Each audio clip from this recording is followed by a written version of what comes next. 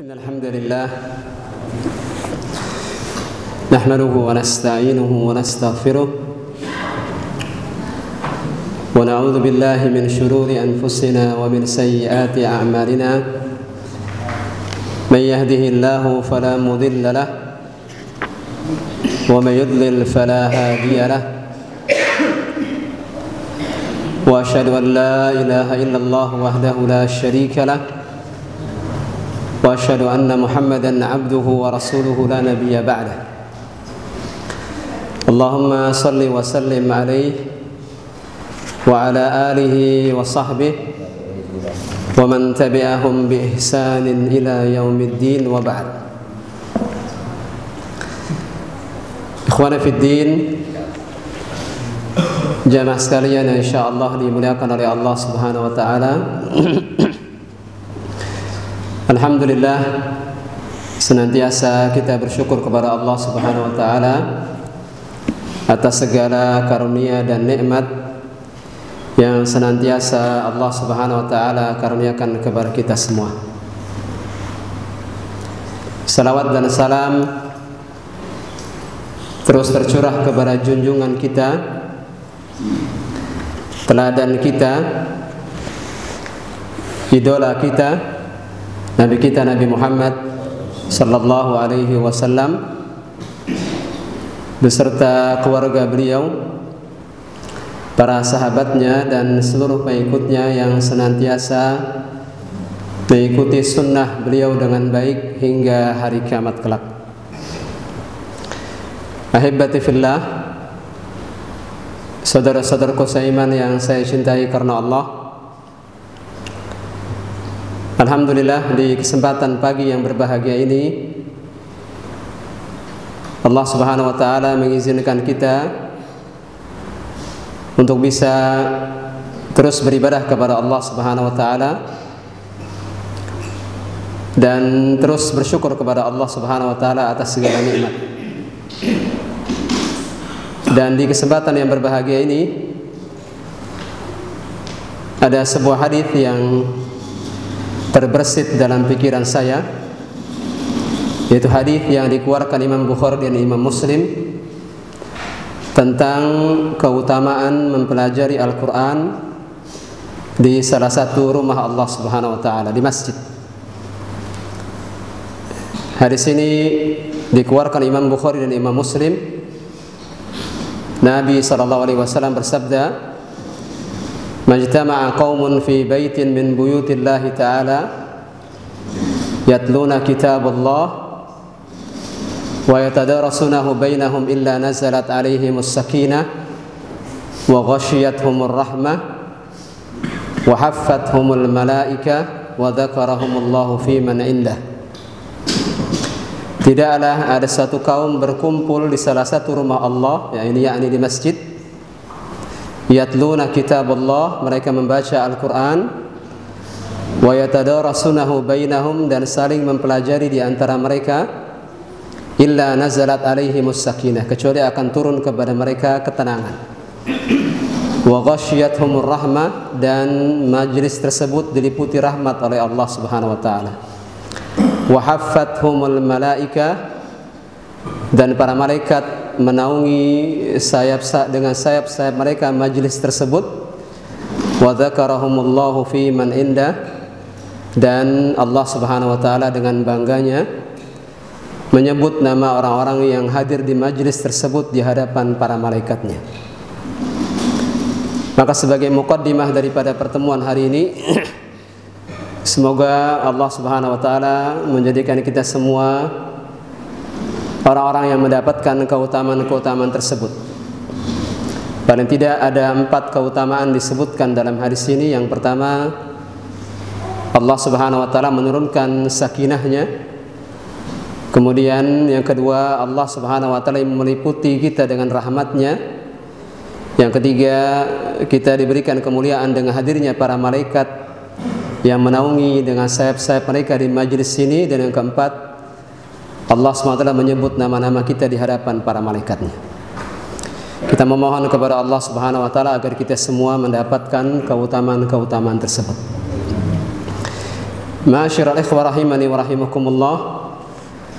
Pembahasan kita adalah kitab Riyadhus Shalihin.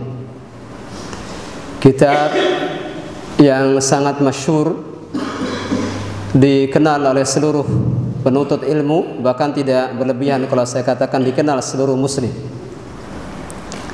Seluruh muslim yang peduli kepada ilmu syar'i pasti akan kenal dengan kitab ini, dan pasti akan kenal dengan siapa penulisnya. Al-Imam Al-Masyhur, imam yang sangat masyhur,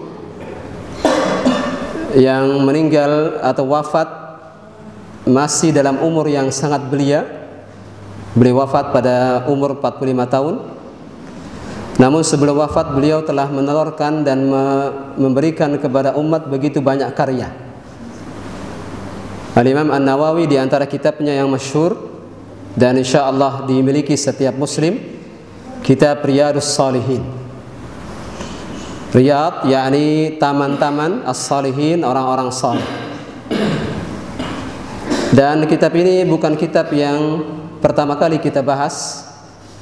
Kitab ini dulu pernah kita bahas di majelis kita ini, hanya saja karena satu dan lain hal sempat terhenti beberapa lama. Dan insyaallah kita memohon kepada Allah Subhanahu wa taala kemudahan agar bisa terus melanjutkan kitab ini sampai selesai. Dan tentu saja kita tidak akan memulai dari awal karena kitab ini sudah pernah kita bahas sebelumnya. Izinkan saya untuk masuk langsung ke bab al-istiqamah. Ini bab yang seingat saya kita sempat terhenti di sini. Bab yang terkait dengan al-istiqamah.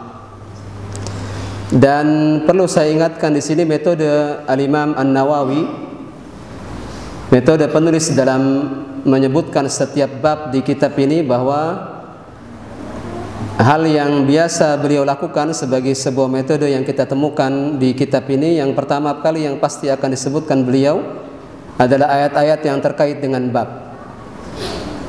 Tidak ada bab kecuali pasti diawali dengan ayat-ayat yang terkait dengan bab tersebut. Kemudian yang kedua, setelah beliau menyebutkan ayat-ayat yang terkait dengan bab, setelah itu beliau dengan panjang lebar menyebutkan hadis-hadis Nabi SAW yang terkait dengan bab. Maka di kitab Al-Istiqamah ini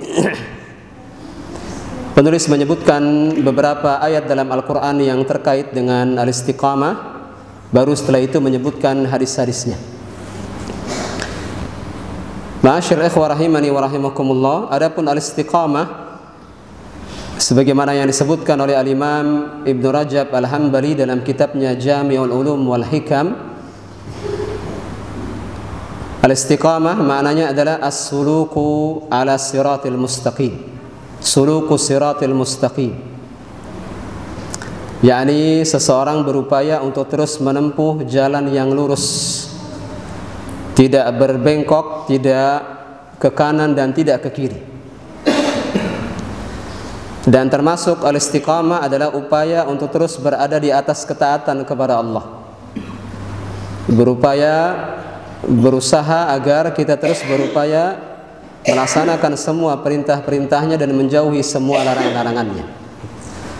Maka dari sini kita dapat melihat kaitan al-istiqamah dengan takwa. Kalau takwa adalah upaya untuk melaksanakan perintah dan menjauhi semua larangan, adapun al-istiqamah yakni upaya kita berada terus di atas takwa. Al-istiqamah adalah upaya seorang muslim untuk terus berupaya di atas takwa kepada Allah Azza wa Jalla. Takwanya terkait dengan upaya melaksanakan perintah dan menjauhi semua larangan. Adapun al-istiqamah yakni upaya terus berada di atas takwa. Dan al-istiqamah tentu upaya untuk terus istiqamah, upaya untuk terus berada di atas takwa ini tentu bukan hal yang mudah. Ditambah lagi kita semua tahu bahwa akidah Ahlus Sunnah wal Jamaah mengatakan bahwa al-imanu yazidu wa yanqus. Ada saat di mana iman kita naik, ada saat di mana iman kita turun. Saat iman kita naik, maka al-istiqamah ini seakan-akan menjadi hal yang sangat mudah. Tapi saat iman kita sedang turun, al-istiqamah menjadi hal yang sangat sulit dan sangat memungkinkan bagi seorang muslim jatuh ke dalam dosa dan maksiat. Tidak menutup kemungkinan seorang muslim jatuh dalam perbuatan dosa dan maksiat. Karena itulah ayat yang pertama yang disebutkan penulis di sini. Ayat pertama yang beliau sebutkan terkait dengan al-istiqamah adalah firman Allah dalam surat Fussilat, surat 41 ayat ke-6. Seakan-akan penulis tahu bahwa upaya untuk istiqamah tidaklah mudah. Maka di sini ayat yang pertama yang disebutkan penulis adalah firman-Nya, fastaqimu ilaihi wastaghfiruh. Fastaqimu ilaihi wastaghfiruh. Dan istiqamahlah kalian, tetaplah berada di atas takwa, wastaghfiru, dan mohon ampunlah kepada Allah. Di sini ada dua hal yang digandeng dalam ayat ini, perintah untuk istiqamah dan perintah untuk istighfar. Saya ulang, dalam ayat ini kita temukan dengan jelas Allah Subhanahu wa taala menggandeng antara istiqamah dengan istighfar. Apa kaitannya? Kaitannya karena Allah Subhanahu wa taala Maha mengetahui upaya untuk istiqamah bukanlah hal yang mudah. Pasti akan ada saat di mana seorang muslim imannya turun, lantas bisa jadi melaksanakan kemaksiatan dan melanggar aturan. Maka di sini diiringi dengan wastaghfiruh, dan mohon ampunlah. Jadi seakan-akan untuk tutupilah dengan istighfar. Upaya untuk terus istiqamah terus dilakukan, tapi manakala terjadi kekurangan, manakala terjadi kelalaian, manakala terjadi maksiat dan dosa, maka di sini Allah SWT memerintahkan dengan perintah istighfar. Tutupilah kekurangan istiqamah kita dengan beristighfar kepada Allah Subhanahu wa taala. Kemudian ayat yang kedua, surat Hud ayat 112. Allah Subhanahu wa taala berfirman, fastaqim kama umirt. Fastaqim kama umirta. Ayat ini ma'asyiral ikhwah, ayat ini zahirnya perintah kepada Nabi sallallahu alaihi wasallam. Dan tentu kaidahnya adalah perintah kepada Nabi sallallahu alaihi wasallam adalah perintah kepada umatnya. Jika tidak ada dalil bahwa ini khusus buat Nabi sallallahu alaihi wasallam. Ini kaidah yang berlaku di akidah Ahlussunnah wal Jamaah. Jika ada perintah syariat kepada Nabi sallallahu alaihi wasallam, maka ini otomatis juga perintah buat umatnya. Kecuali jika ada dalil yang menunjukkan bahwa ini khusus buat Nabi sallallahu alaihi wasallam. Dan ayat ini tidak ada kekhususan buat Nabi, ini umum buat siapa saja, baik untuk Nabi sallallahu alaihi wasallam dan untuk umatnya seluruhnya.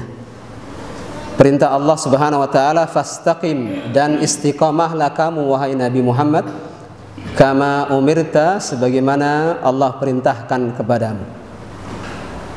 Ayat ini cukup ringkas yang dipotong oleh Al-Imam An-Nawawi, bagian tertentu yang sangat penting yang beliau lihat, yakni istiqamah wajib dilakukan sesuai perintah Allah. Yani seseorang tidak mungkin bisa istiqamah kecuali dengan cara yang Allah Subhanahu wa taala perintahkan. Dan istiqamah bukan upaya yang diserahkan ke masing-masing orang caranya, tidak. Sebagaimana ibadah bukan sebuah ritual yang diserahkan setiap individu boleh beribadah dengan cara apa saja, bukan begitu akidah Ahlussunnah wal Jamaah. Begitu pula al-istiqamah. Fastaqim kama umirta. Istiqamahlah kamu wahai Nabi Muhammad, dan tentu ini juga berlaku buat umatnya, kama umirta, sebagaimana diperintahkan oleh Allah Subhanahu wa taala. Maka proses untuk istiqamah tentu butuh bimbingan dari Allah. Proses untuk istiqamah tentu butuh bantuan dari Allah Subhanahu wa taala. Dan tentu ini semua tidak akan bisa kita lakukan kecuali dengan pertolongan dari Allah. Karena inilah digandeng dalam surat Al-Fatihah antara ibadah dengan isti'anah. Ketika seorang muslim mengatakan iyyaka na'budu wa iyyaka nasta'in, hanya kepada Engkau ya Allah kami beribadah dan hanya kepada Engkau ya Allah kami mohon pertolongan. Di sini digandeng antara ibadah dengan mohon pertolongan, yakni tidak mungkin seorang muslim bisa beribadah kepada Allah tanpa pertolongan dari Allah. Ibadah tujuan kita hidup, wasilahnya adalah dengan memohon pertolongan kepada Allah Subhanahu wa taala. Begitu pula istiqamah. Tidak mungkin seseorang bisa istiqamah tanpa mengikuti perintah dari Allah. Tidak mungkin seseorang bisa istiqamah tanpa bantuan dari Allah. Tidak mungkin seseorang bisa istiqamah tanpa kemudahan dari Allah Subhanahu wa taala. Maka kita memohon kepada Allah Subhanahu wa taala agar Allah mudahkan bagi kita untuk istiqamah di atas jalannya yang lurus. Ma'asyiral ikhwah rahimani wa rahimakumullah, ayat ketiga yang disebutkan penulis, mudah-mudahan insyaallah di pertemuan berikutnya kita harapkan para jamaah membawa kitab ini. Silahkan beli kitab ini di toko-toko buku terdekat.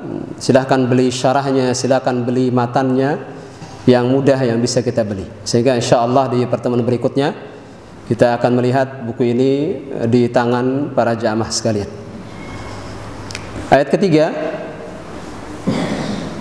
yang disebutkan oleh Imam An-Nawawi di bab tentang istiqamah,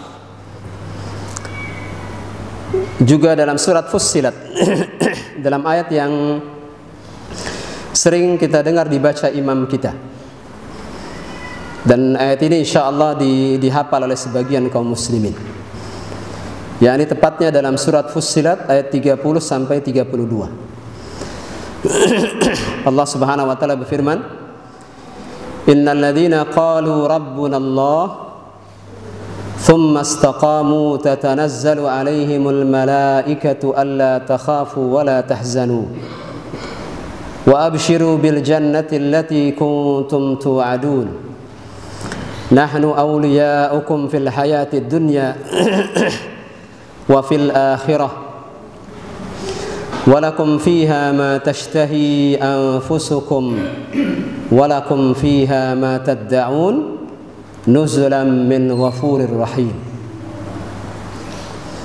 Allah Subhanahu wa taala berfirman di 3 ayat dalam surat Fussilat 30 sampai 32, innal ladzina qalu rabbuna Allah, sesungguhnya orang-orang yang mengatakan Rabb kami, Tuhan kami adalah Allah, thumma istaqamu, kemudian istiqamah. Ini istiqamah terus berada di atas ikrarnya bahwasanya Allah Tuhan kita. Tatanazzalu alaihimul malaikatu alla takhafu wa la tahzanu, maka akan turun kepada mereka para malaikat. Di sini hal yang unik yang kita temukan dalam ayat ini, turunnya para malaikat kepada orang-orang yang istiqamah disebutkan dengan kata kerja tatanazzal. Bagi siapa saja yang belajar bahasa Arab tentu akan tahu bahwa turun dalam bahasa Arab artinya nazala. Nun zailam, nazala, turun. Tapi di sini kata kerjanya tatanazzal. Kata para ulama disebutkan bahwa tatanazzal yakni menunjukkan bahwa turunnya para malaikat tidak sekali, tapi berkali-kali. Kalau nazala maka turunnya hanya sekali, nazala turun hanya sekali, tapi kalau tatanazzal turunnya berkali-kali.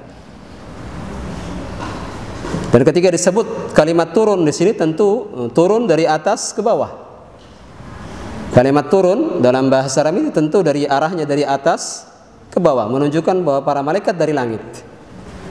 Dan juga ini menunjukkan akidah Ahlus Sunnah wal Jamaah bahwa Allah di langit. Dan Al-Imam Al-Hafidz Ibnu Katsir menyebutkan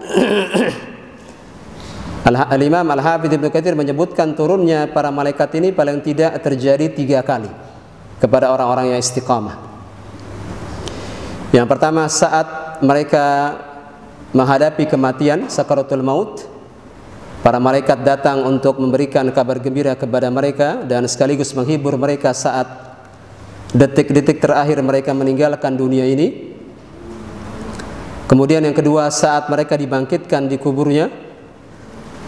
Dan yang ketiga saat mereka dimasukkan ke dalam surga.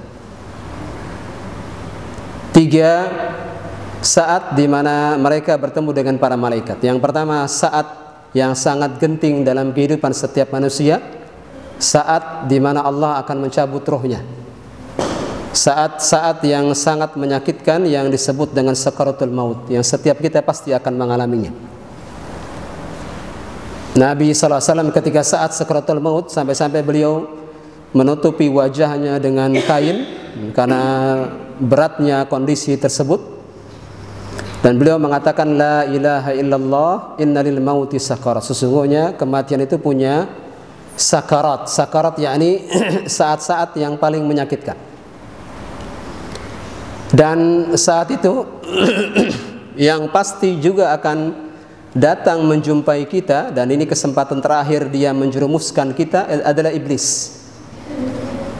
Kalau iblis luput dari iblis kita saat kita masih hidup, dia tidak akan luput darinya saat kita meninggalkan dunia ini.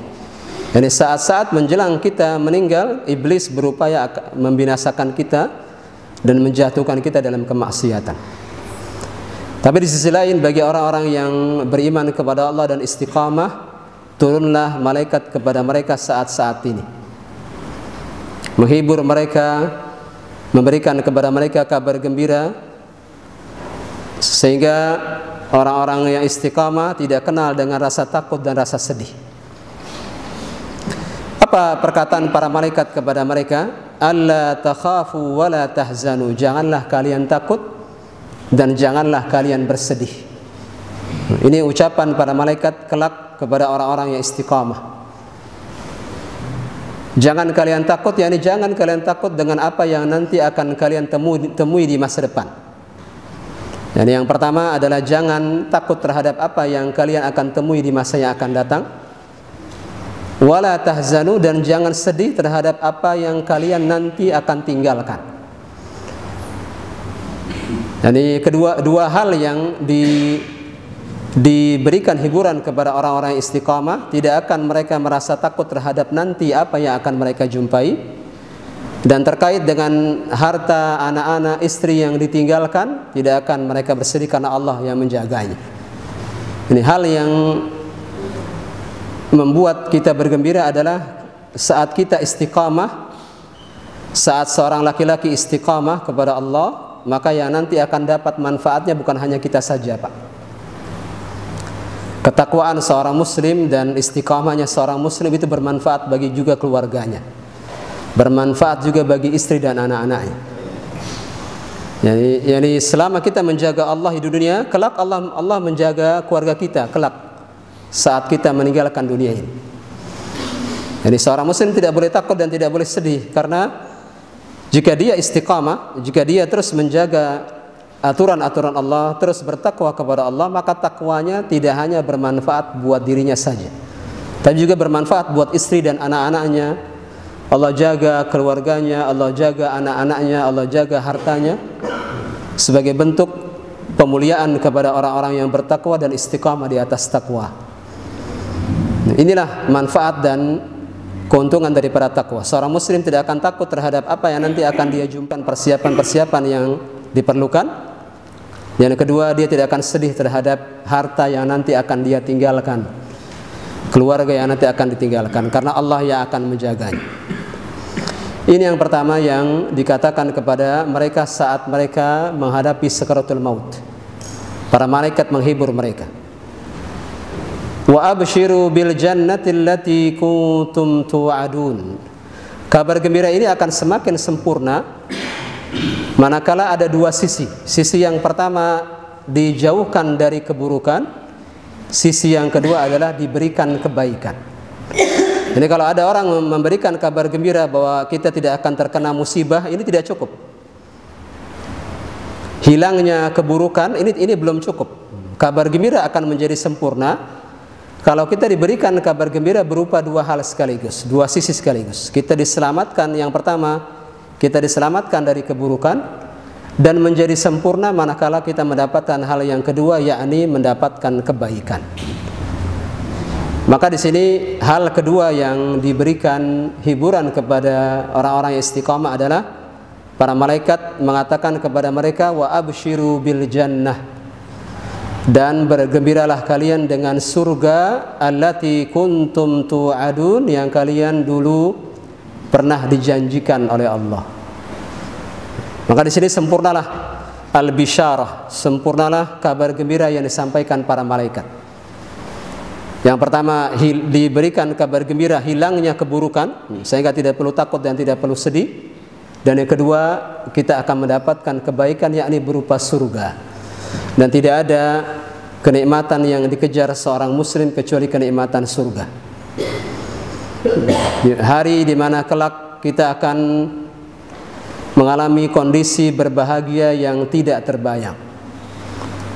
Di dalam surga apa saja yang diinginkan setiap manusia, apa saja yang indah di matanya akan Allah Subhanahu wa taala berikan di surga.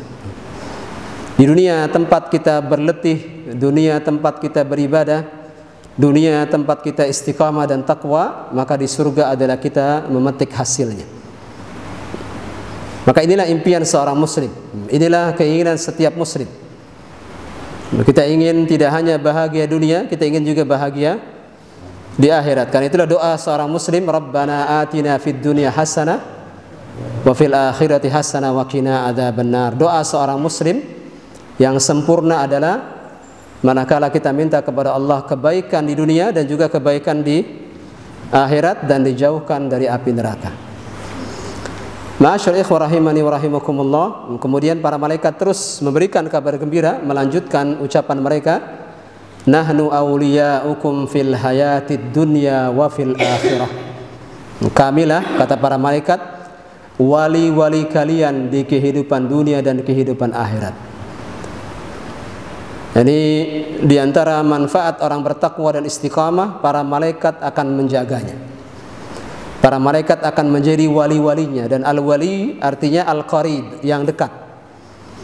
Wali-wali Allah ini maksudnya orang-orang yang dekat dengan Allah. Orang-orang yang istiqamah kelak, wali-wali mereka, orang-orang dekat mereka yang nanti akan menolong mereka adalah para malaikat. Dan di sini para malaikat bukan hanya menolong kita saat di dunia, tapi menolong kita saat di akhirat. Nahnu awliya'ukum fid dunya wa fil akhirah. Jaminan dari para malaikat, kami adalah wali-wali kalian saat di dunia dan saat di akhirat. Walakum fiha ma tashtahi anfusukum walakum fiha ma tad'un. Di dalamnya, di dalam surga, apa saja yang kalian inginkan, apa saja yang diinginkan jiwa, kelak kita akan mendapatkannya. Walakum fiha ma tad'un, dan apa saja yang kalian pinta. Disebutkan dalam tafsir Ibnu Katsir terkait dengan nikmat surga, disebutkan bahwa ada seorang muslim melihat burung surga lewat di hadapannya. Tiba-tiba dia terbersit dalam pikirannya, burung surga ini terpanggang di hadapannya. Maka seketika itu juga burung itu terpanggang di hadapannya. Ya, apa saja yang terbersit dalam jiwa, apa saja yang diinginkan kita, Allah SWT akan berikan kepadanya di surga dengan pemberian yang sempurna dari Allah Subhanahu wa taala, karena mereka adalah nuzulam min ghafurur rahim. Karena mereka adalah tamu-tamu Allah. Ini semua hidangan dari Allah Subhanahu wa taala yang Maha Pengampun lagi Maha Penyayang. Ma'asyar ikhwah rahimani wa rahimakumullah, ayat yang terakhir yang disebutkan penulis di bab tentang al-istiqamah ini menjadi penutup pembahasan kita di pagi ini. Dan insyaallah di pertemuan berikutnya kita akan masuk ke hadis-hadis Nabi sallallahu alaihi wasallam yang terkait dengan istiqamah. Ayat yang terakhir, yakni firman Allah Subhanahu wa taala dalam surat Al-Ahqaf, surat ke-46 ayat 13 dan 14. Yakni ayat yang hampir sama dengan surat Fussilat yang baru saja kita baca. Sekaligus sebagai penegasan bagi seorang muslim tentang faidah istiqamah. Allah Subhanahu wa taala berfirman, innal ladzina qalu rabbuna Allah tsumma istaqamu fala khaufun 'alaihim wala hum yahzanun Ulaika ashabul jannati khalidina fiha jazaa'an bima kanu ya'malun. Sesungguhnya orang-orang yang mengatakan Rabb kami adalah Allah, Tuhan kami adalah Allah, maka ini ikrar yang disebutkan seorang muslim. Kita semua mengikrarkan bahwa satu-satunya ilah adalah Allah Subhanahu wa taala. Setiap muslim pasti meyakini bahwasanya la ilaha illallah. Tidak ada ilah, tidak ada Tuhan yang berhak disembah kecuali Allah Subhanahu wa taala saja. Tsumma istaqamu, kemudian istiqamah di atas ikrar ini, istiqamah di atas tauhid, istiqamah di atas takwa kepada Allah, istiqamah di atas ikrar bahwasanya Allah adalah Tuhan kita. Fala khaufun alaihim wala hum yahzanun, maka tidak akan ada rasa takut atas mereka dan tidak akan mereka bersedih. Nah, tadi sudah kita jelaskan tafsirnya, tidak akan takut, yakni tidak akan takut terhadap apa yang nanti mereka akan jumpai di masa yang akan datang. Ya, terkait di masa yang akan datang, Allah Subhanahu wa taala telah mengamankannya buat dia. Maka tidak akan ada rasa takut terhadap masa yang akan datang. Apa yang nanti akan dia jumpai semuanya diberikan ketenangan oleh Allah, maka tidak akan ada rasa takut terhadap nanti apa yang mereka jumpai, baik di dunia maupun di akhirat. Walahum yahzanun, dan mereka tidak akan bersedih, yakni tidak akan bersedih terhadap apa yang nanti mereka tinggalkan saat mereka wafat. Tidak akan sedih terhadap kondisi keluarga yang nanti akan ditinggalkan, harta yang ditinggalkan, anak-anak yang ditinggalkan. Karena jamin dari Allah, Allah yang akan menjaganya. Nah, sekali lagi, tadi sudah kita sebutkan sebuah kaidah yang sangat penting, bahwa takwa yang dilakukan seorang muslim bukan hanya bermanfaat buat pribadinya saja, Pak. Ketakwaan yang dilakukan seorang laki-laki, maka ini bermanfaat buat keluarganya, buat istrinya. Nah, karena dia menjaga Allah di dunia dengan melaksanakan semua perintah dan menjauhi semua larangan, maka sebagai balasannya Allah akan menjaganya. Allah akan menjaga dirinya, Allah akan menjaga keluarganya, menjaga istrinya, menjaga anak-anaknya, menjaga hartanya. Maka Pak, kalau ingin keluarga kita dijaga oleh Allah, maka dimulai dengan kita menjaga Allah. Berdasarkan sabda Nabi SAW, ihfadillah yahfadka. Nabi pernah bersabda kepada Abdullah bin Abbas saat memberikan nasihat kepada anak muda bernama Abdullah bin Abbas radhiyallahu an, Nabi bersabda, ihfadillah, jagalah Allah. Dan maksud menjaga Allah, yakni melaksanakan perintah-perintahnya dan menjauhi semua larangan-larangan. Ini bertakwa kepada Allah. Yahfadka, kelak Allah akan menjagamu. Yakni menjaga dirimu, menjaga hartamu, menjaga keluargamu. Maka orang-orang yang istiqamah, beriman kepada Allah dan istiqamah di atas iman, tidak akan takut terhadap apa yang nanti mereka akan jumpai, dan tidak akan bersedih terhadap apa yang nanti mereka akan tinggalkan berupa harta mereka, anak-anak mereka, istri-istri mereka, karena Allah Subhanahu wa taala akan menjaganya. Ulaika ashabul jannati khalidina fiha, mereka itulah para penghuni surga, khalidina fiha, kekal di dalamnya. Dan ini menunjukkan bahwa surga tidak akan pernah hilang, akan terus abadi. Dan sebagaimana surga akan terus abadi, begitu pula neraka juga akan terus abadi. Kalimat khalidina fiha bahkan sering ditegaskan dengan kalimat abada. Khalidina fiha saja, ini kalimat ini sudah menunjukkan kekalnya surga, kekalnya neraka. Tapi ketika ditegaskan lagi abada, maka ini sebagai penegas. Maka akidah Ahlussunnah wal Jamaah terkait dengan surga, yang pertama, surga dan neraka sudah ada, dan yang kedua, surga dan neraka akan terus kekal sebagai balasan bagi orang-orang mukmin, yakni surga, dan balasan orang-orang yang durhaka adalah neraka. Jazaa'an bima kanu ya'malu, ini semua balasan terhadap apa-apa yang dulu mereka lakukan di dunia. Maka dunia tempat kita beramal, dunia tempat kita istiqamah dan takwa kepada Allah, surga adalah hasil yang nanti akan kita petik. Kita memohon kepada Allah Subhanahu wa taala agar Allah terus memberikan hidayah kepada kita semua, dan terus istiqamah di atas hidayah ini dan mematikan kita di atas hidayah. Kiranya ini yang bisa kita sampaikan di kesempatan yang berbahagia ini. Tadi amanah yang sampai ke saya hanya sampai jam 6, untuk kemudian masih ada 15 menit. Jika ada yang ingin ditanyakan terkait dengan pembahasan kita, maka dipersilahkan. Namun sebelum itu izinkan saya untuk menyimpulkan pembahasan istiqamah, yakni upaya untuk terus menerus berada di atas jalan yang lurus. Upaya untuk terus bertakwa kepada Allah, upaya yang tidak kenal berhenti untuk terus melaksanakan perintah-perintah Allah dan menjauhi semua larangan-larangannya. Kemudian Al-Imam An-Nawawi menyebutkan beberapa ayat yang terkait dengan al-istiqamah. Di antaranya perintah untuk istiqamah yang digandeng dengan istighfar, yakni karena Allah Maha tahu bahwa upaya untuk istiqamah ini tidak mudah. Bisa jadi ada kelalaian, bisa jadi ada kekurangan, maka ditutupi dengan istighfar. Kemudian yang kedua, al-istiqamah tidak mungkin dilakukan kecuali dengan cara yang telah Allah perintahkan. Ini seseorang tidak bisa istiqamah dengan versinya masing-masing. Ibadah ini bukan sesuatu yang diserahkan ke kita versi masing-masing, tidak. Ibadah ini ada formatnya, ibadah ini ada aturannya. Maka termasuk ibadah adalah al-istiqamah. Maka wajib bagi kita untuk terus belajar bagaimana istiqamah, agar kita istiqamah di atas jalan yang benar, dengan cara yang benar sebagaimana yang Allah Subhanahu wa taala perintahkan.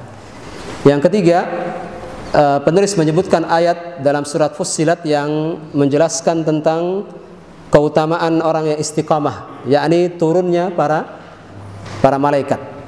Dan dalam surat Fussilat ayat 30 sampai 32. Dan turunnya para malaikat tadi sudah saya sebutkan Pak dalam tafsir Ibnu Katsir dalam 3 kondisi. Yang pertama saat mohon ingatkan saya Pak, yang pertama saat sakaratul maut, yang kedua saat kita dikubur, dan saat yang ketiga adalah saat dibangkitkan dari kubur kita. 3 kondisi kelak para malaikat turun dan memberikan kabar gembira.